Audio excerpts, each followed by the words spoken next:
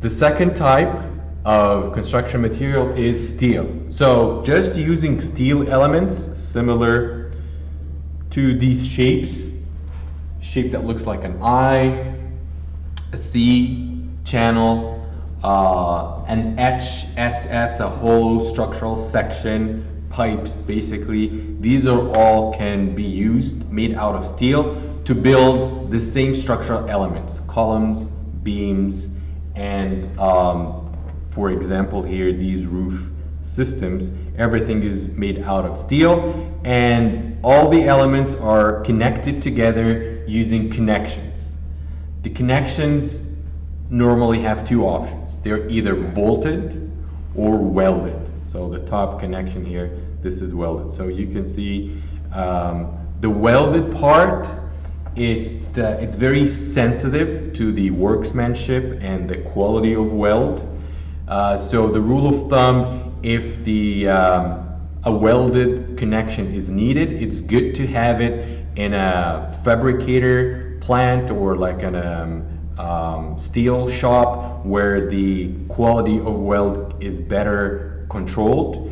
And inside, usually the connections with bolts, the bolted connections are easier, given just like someone will need to like climb a tall building and be in a very uncomfortable place to do a weld. Usually a bolted connection will be suitable for that. So these are some of the things to pay attention to when working with steel.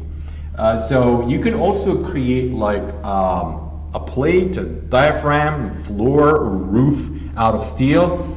We use these sections. It's basically a steel deck.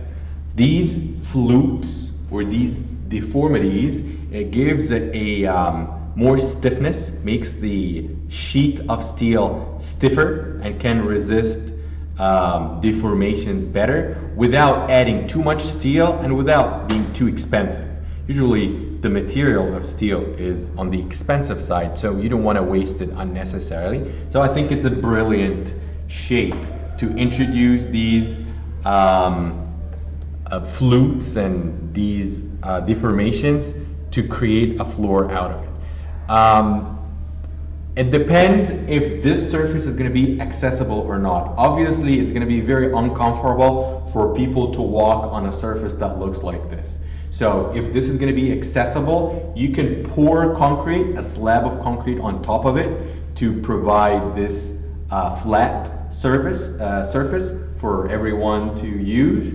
And these deformations on this section can help introduce a bond, a good grip between the steel deck and the concrete slab, and can enhance the capacity of the section.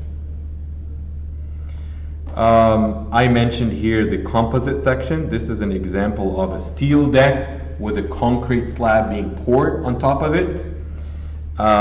This is a multi-story building, almost entirely made out of steel, with the exception of these walls. And I mentioned that the concrete walls are going to be very effective in resisting horizontal loads.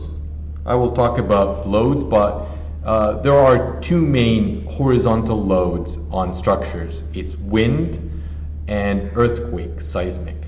And they need a very clear load path to safely transfer these loads to the foundations and the ground.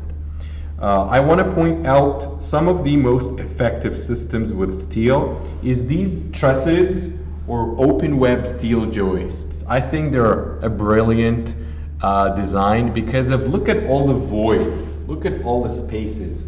As the name suggests, open web steel joists. They're typically very light. The material is introduced, like steel is introduced where is needed with the quantity needed. So I find them very effective, and we specify them all the time, and you can support a roof on it or even an accessible floor.